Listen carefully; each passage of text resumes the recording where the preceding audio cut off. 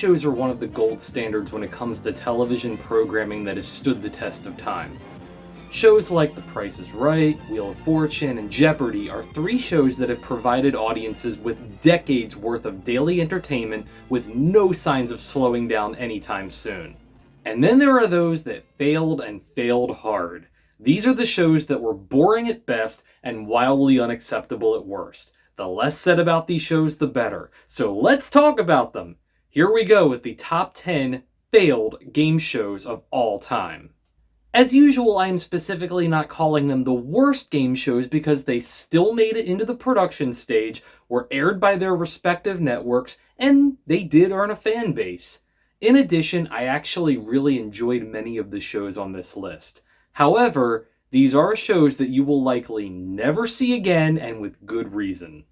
Also, obviously, I am not going to cover every single failed game show in existence, so please leave amazing comments with your choices for shows that I may have missed for this one, and your suggestion may end up in a future video. Number 10. 101 Ways to Leave a Game Show. This was a show that had so much potential, but as always seems to be the case with primetime network game shows, tanking ratings leave very little room for growth and improvement.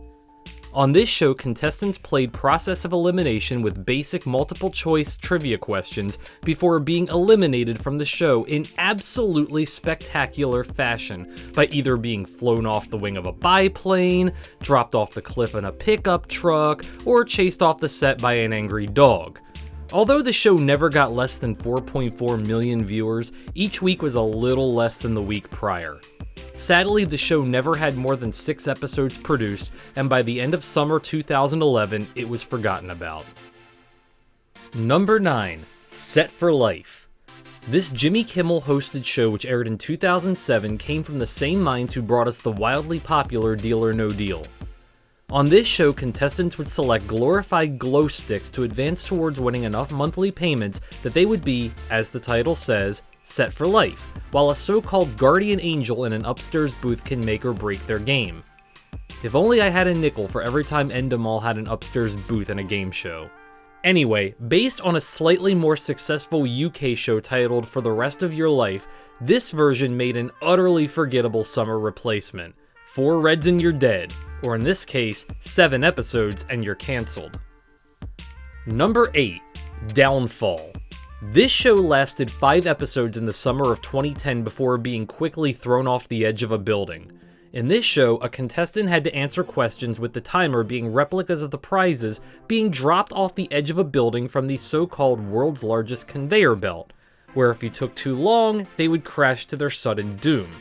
Even though host Chris Jericho is fantastic in the role, Downfall just didn't have the ability to retain an audience. Thus, the idea crashed and burned pretty fast. Number 7. Shafted. In a time when the weakest link was running the ratings gambit across the world, game show hosts were switching from friendly philanthropists to grumpy old people. Shafted, which aired 4 episodes on ITV in 2001, was centered around trust and mistrust of your teammate. Hosted by former Parliament member Robert Kilroy Silk, the show followed the same theory behind Anne Robinson being mean to contestants.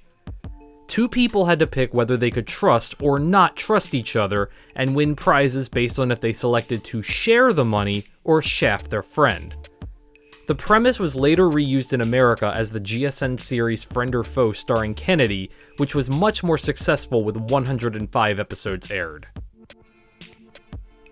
Number 6. Shoppers Casino. In the late 1980s, the Home Shopping Club was sweeping the nation. Pick up the phone and order the finest of merchandise. So naturally, in 1987, Shoppers Casino aired as a perfect hybrid between a game show and shopping channel. Putting this show on the air legitimately took balls. A prize is shown, and then 2 contestants play casino games like Roulette, 21, or Chuck-a-Luck. Nothing special, nothing creative, just flat out playing casino games on TV and putting a bird on it. Between the awkward hosting, the stalwart dealer, and the sheer insanity of the premise, this show is unintentionally one of the most hilarious programs in history, and somehow managed to stay on the air for just under a month before being booted into distant memory. Number 5. The Chamber. This show was hastily created by Fox in 2002 in an effort to compete with The Chair. Contestants were asked trivia questions while strapped in a torture chamber. Although this sounds like something you'd see on Saturday Night Live as a joke, this was real. It lasted 3 episodes before being canceled. With very serious torturing techniques being used as a political football in subsequent years, it would be very smart if no network revisits this idea ever again. Number 4. You're in the Picture. This hot mess was hosted by Jackie Gleason in 1961. The premise featured celebrities sticking their head through a picture and trying to figure out what the picture was they were part of. The show aired only once in this format. The next week, Gleason used his entire half hour of airtime to apologize for this H-bomb made to look like a 2-inch salute. The apology was received by audiences and critics much more positively than the original show. Number 3. Who's Who's. Considered to be one of the worst television shows ever for its time, Who's Who's was a hastily aired replacement for an empty time slot on CBS in 1951. The previous show, The Goldbergs, no, not the current version, was canceled abruptly for having a cast member who was being blacklisted. In this game, a so-called panel of experts were faced with 3 men and 3 women, and they had to pick who was married to who. It was canceled after 1 episode, and very well may have been the first show, or at least one of the first shows in history to hold that dubious distinction. The cancellation also caused long-term damage to the practice of packaging television shows. So I guess if you're gonna go down hard. Number 2. Naked Jungle. Jungle Run was a popular UK children's game show that ran for 99 episodes between 1999 and 2006.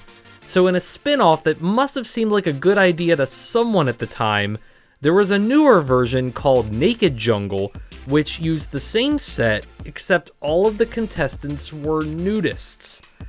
Although the show did draw a record-setting 2 million viewers in its 1-episode run, Naked Jungle attracted widespread criticism from British media, and the idea was mercifully never revisited again. It lasted 1 episode, or in the minds of some viewers, 1 episode too many. And the number 1 most failed game show of all time, what else could it possibly be? Who Wants to Marry a Multi-Millionaire? Easily a frontrunner for one of the worst TV shows in recorded history, Who Wants to Marry a Multi-Millionaire was an absolute disgrace to primetime television.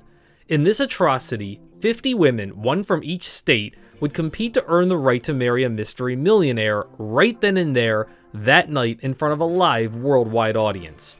As expected, everything about the marriage went horribly wrong and was annulled almost immediately after the honeymoon.